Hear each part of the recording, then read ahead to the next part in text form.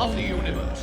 Welcome to my Serenity Circle. Every adult who's watched any Shrek movies knows that there are plenty of jokes and references in there that kids just don't get. But that's part of what makes the franchise so lovable. You can catch something new every time you watch it. So today we're going to tell you about 7 moments throughout the Shrek movies which you definitely didn't understand as a kid, but now you will. I am authorized to place you both under arrest and transport you to... Plenty of the movie's best adult-themed jokes are actually just there in the background. One of the best references happens in the 3rd movie, when our heroes go looking for Arthur at a boarding school, and when they get there, we're shown all sorts of crazy gags. Remember that horrible student driver who crashes a carriage? Then there's also a boy in headgear and braces who is playing Dungeons & Dragons with a friend who gets a bloody nose when he laughs. But her favorite joke in that scene was this. Shrek walks past a carriage when a coughing boy comes out, and behind him is a huge cloud of smoke. In a textbook stoner voice, he then makes fun of his friend for burning all of his herbs. Yeah, there's no way that wasn't a reference to smoking weed. Listen, you was really something back then. Incredible. Are you talking to...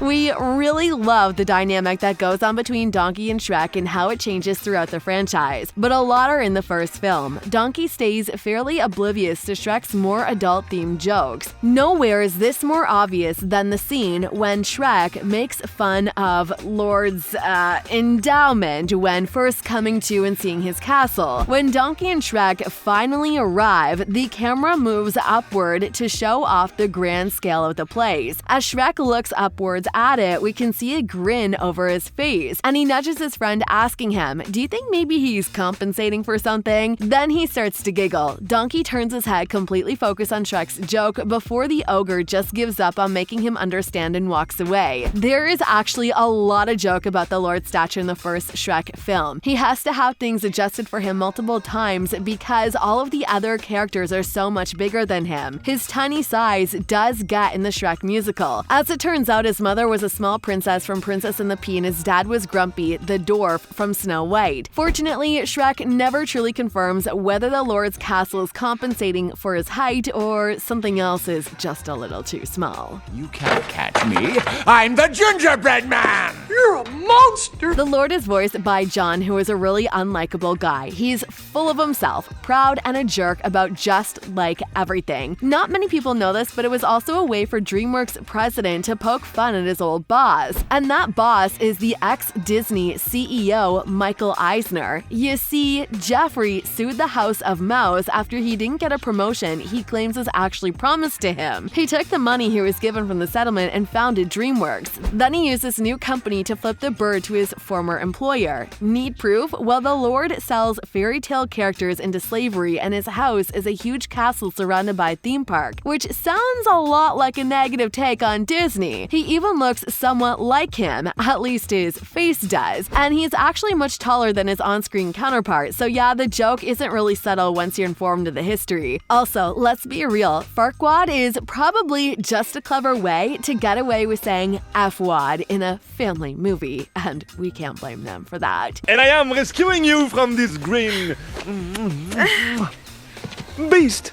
Now, we all remember how Shrek movies are filled with plenty of memorable musical moments, just like the Disney animated features they're really making fun of. This lets us discover quite a bit about the Shrek universe's version of Robin Hood and the real reason he actually steals from the rich and hands it to the poor. Spoiler alert, it actually isn't out of the kindness of his heart. The song Merry Man acts as an introduction to the showy bandit, which tells us about his virtues and lets the guy have a catchy dance number. It also has a few lines which tells us a lot. Hood begins by singing these lyrics. "I like an honest fight and a saucy little maid," after his merry men whisper. What he's basically saying is he likes to get, then Hood interrupts them and screams, "Paid!" He can definitely conclude that they were to say laid before they got interrupted, meaning Robin Hood is only playing the hero to get in a good word with the ladies. Wait, was that really how the story goes? Okay, I'll tell you. Do you know the Muffin Man. Without a doubt, Farquaad crumbling Gingy's leg in front of his eyes and then threatening to remove his gumdrop buttons is honestly a masterpiece of a scene. But a moment at the start of the scene is extremely dark in contrast. When Farquaad comes into the room, we only get to see a shadow on the wall of him being dunked in a glass of milk. Shrek came out right around the time of the US's intervention in the Middle East, and as a result, they referenced a famous torture method in the movie when Gingy was being waterboarded. To keep the movie from getting too dark, this super dark moment is then lifted by a more light-hearted fare. The whole string of other jokes, such as Farquaad is short joke and not to mention the torture devices, are baking utensils. It's impossible to take anything too seriously with these gags also thrown into the mix.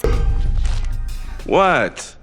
Princess Fiona? No! Back in the day before the internet was available to all, if you wanted to view pictures of these scantily clad women, it wasn't that simple. Many young men had to turn to Sports Illustrated swimsuit issue, and Shrek 2 decided to pay homage to the good old days. When Prince Charming arrives at Fiona's castle in the second film, he storms in to discover the big bad wolf laying in bed, eating a snack and going through an issue of Pork Illustrated. And of course, on the cover of that magazine is a pig wearing a red bikini. One thing we don't get though is, why is the big bad wolf looking at pigs in bikinis and not wolves? We have no idea, but hey, it's 2022 now, let the guy love who he wants. Why don't you go celebrate your freedom with your own friends? Now, for a less dirty-minded joke on our list, remember that scene from Shrek 2 that pays homage to Mission Impossible? Shrek, Donkey, and Puss are locked in jail, and their friends come to save them. Just like the intro to the Mission Impossible television show, the scene starts off with the lighting of a match and fuse. Then the more modern version kicks in. Pinocchio uses his strings to cleverly drop into the dungeon where the three are being held captive, the same way Tom Cruise's Ethan Hunt did in the 1996 film. He artfully drops there, where he was even giving some aerial tumbling, and then you'll definitely have heard a very familiar song in the background. It's a pretty good parody of the film. Then Pinocchio gets tangled in the strings, and we learn that Pinocchio secretly wears women's underwear, and the audience is supposed to laugh at that embarrassed puppet. Mirror, mirror on the wall, is this not the most perfect kingdom of them all? We've chosen one of the raunchier jokes for our #1 pick, not like the local legends of the minister's erection in The Little Mermaid. The bulge you see in that one scene actually happens to be Farquaad's knee,